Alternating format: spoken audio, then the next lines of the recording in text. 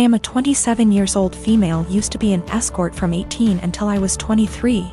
I'm not proud of it, but I did what I had to do to keep studying and a roof over my head. That's how I met my now fiancé, though he was never my client. We began to date when I was 25, and 3 or 4 months after that his brother-in-law exposed me. No idea how he found out, because there's no way my fiancé knew, and thus we had to come clean in front of his whole family. Yes, I did that. Yes, he knows. Yes, he doesn't care.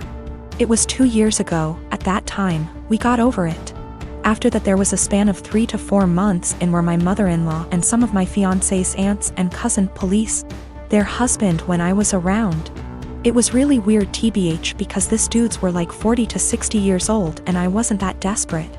So my fiancé shut their bullshit hard, and even when his family still gives me the side eye from time to time, we thought it was behind us. He proposed last year, and 5 months ago we found out that I was pregnant. We were really happy about it, and we told his family as soon as we knew. His sisters and young brother were happy for us. But his mom took me aside and begged me to be honest with her and asked if this was really my fiancé's child. I was taken aback, but I just rolled my eyes and said yes. She gave me some shitty speech about how she only wanted to make sure, and that she was happy to be a grandmother. Well, last weekend we were at his parents' with his family and some of his friends, and we were talking about the name. How he might look, small talk. We will love him regardless, but there's always some, oh, I hope he gets your nose. MH, I like your eyes. I hope he gets them. Comments. And my father-in-law said that he and his children have a birthmark in the inner tight, and that even his grandchildren, one of my SIL's kids, got them, so our baby might too. And then he said, but how can we know from who he got it? It may as well be from me, my boy, or my brothers. And he and his brothers began to laugh. My fiancé got mad, and before he could say anything I said, I don't get it, and my father-in-law was, yeah, because it runs in the family. And I said again, I don't get it. Why would he get it from you? And he began to get nervous and said, because you know, it's just a joke OP. And I said, but I don't get it, and you all laughed. Explain. It got to the point that some of his friends said, hey, it's not funny, so he excused himself and left. Later my fiancé's brother-in-law came to me and said that I was wrong for embarrassing him like that in his own house, and that I knew what the joke was about and of my past. I shouldn't be surprised. Now they're all demanding that I apologize to my FIL. My sister-in-law and I have an agreement. She watches my kids 3 days a week, and I watch hers 3 days a week. This agreement has stood since March 2020 without issues. Any changes have been discussed weeks in advance. A couple weeks ago, we had an argument. The next day, I brought my kids to her house, dropped them off, and left. I didn't speak to my sister-in-law, because when one of us is in a rush, like I was, it's standard for us to just let the kids out, stay in the car, and drive off when you see the door open. I drove to work, about 40 minutes away. When I got there, I had about 20 missed calls, and even more texts, all from my sister-in-law, all saying she didn't want to watch the kids given our argument. Her first text arrived a little before I got to her place, but I didn't see it until I got to work because my phone is always on silent when I drive. I rang her, said I'll arrange to work from home, then come get the kids. She said I have 45 minutes to get back to her place or she would call the police. I told my supervisor the situation, and she said I could leave after I did a few things.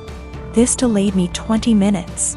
When I got back to my sister-in-law's, just over an hour later, she said she'd already called the police when the 45 minutes ran out. I then had to stick around long enough to tell the officer that I didn't abandon my children, there was just a communication issue. Sister-in-law and I had another shouting match later over this. I arranged other childcare for my kids, and I've been mostly ignoring her since. However, she reached out and apologized, and has asked if I'd be willing to go back to the old childcare arrangement. I work with kids. If I got child abandonment on my record, I would never work in my field again, which she knew. And her calling the police was a massive overreaction, so if she needs a babysitter she can go whistle for all I care. She said that if I checked my phone, talked to her that morning, or came back when I was supposed to, she would not have needed to call the police, and I did this to myself. As she gave me a warning with that first text, and I could have checked my phone or spoken to her directly when I got to her place. all of which she says she would have done if she were in my position, given that we'd argued the night before. I've told her that if she thinks I'm babysitting for her, she's delusional, and she's on her own. Because of my refusal, it's looking like she may have to quit her job because my brother and her would pay more for a babysitter than they would earn from her working. My mother and brother have both called me an arsehole because there were no consequences to her calling the police, and that while she overreacted, she's apologized, so if I really forgive her, I'll let us move on. This income loss would also mean that she, my brother, and my niece and nephew might need to move somewhere cheaper. That my brother might have to take on extra hours at work. And in an extreme scenario, they may even be completely unable to live independently, meaning they'd have to move in with her parents, who live several hours away. I am living with my family. It's me, a 15-year-old girl, my twin brothers who are 17, and my parents. My dad cusses a lot, and so do my older brothers. But apparently the standards are different for me. My dad overheard me saying a couple cuss words when I was on the phone with my friends, and he got mad at me for my language. And for how trashy and unladylike it was. This wasn't the first time he called me, and only me, out for bad language. But it was the one that frustrated me the most because I could tell there was a double standard. I thought of calling him out on his language and hypocrisy, but then I had a different idea.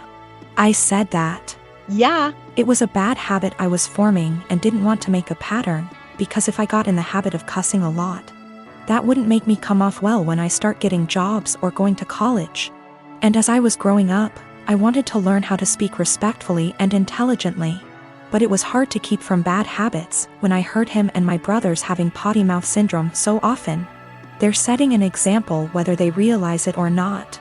So I wanted to work on things for myself, but also together as a family. I suggested we make a swear tax where if anyone swears in front of anyone else who's participating, they give $1 to each person who heard them. I'd want that rule for myself because it would keep me accountable, and I'd really like it if the family joined me for it. So my dad said he'd join, and so would my mom. They got my brothers to be a part of it too. They didn't really have a choice. My parents decided to make it a rule.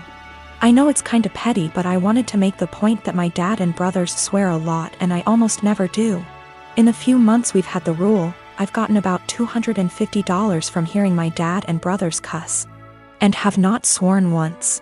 It's kinda making my brothers angry because they often cuss when they're mad, and I ask them for money, so they get madder and cuss more. So I get more money until they shut up. My dad actually got mad at me too. He was having some drinks, calling his brother and talking. And I came over after and asked for $18. He actually said he wouldn't give me that much, and there should be a cutoff. He gave me $5, which sends a weird message.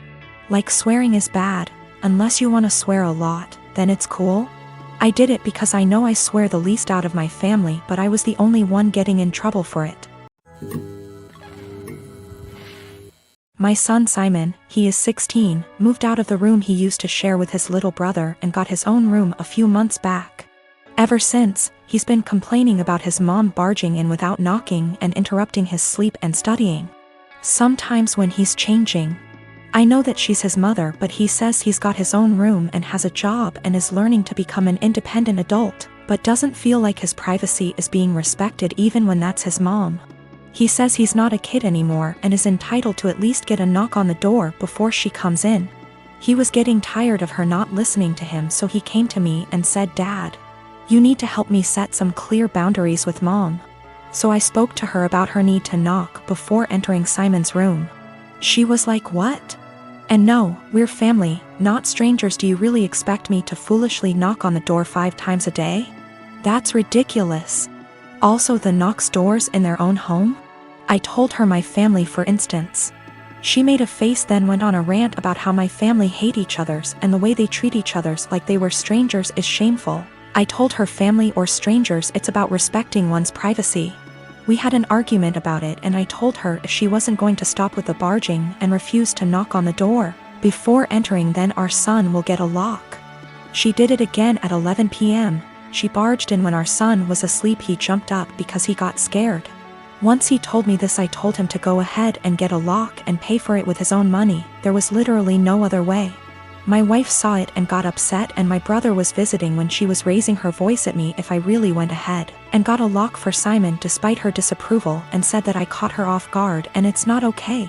Because this teaches our children that they can manipulate one parent into doing what they want. I told her that Simon got the lock, not me, and I already warned her about the possibility of him getting a lock, because he was getting tired of her boundary crossing. So she should have expected this outcome. She mentioned the same above points in her defense and said locks mean secrets, and that's not good. My brother was sitting watching while she was complaining. She began chewing him out when he asked her to let Simon keep the lock and said it wasn't a big deal. She stopped talking to me and Simon till we removed the lock, but I've no intentions on doing that.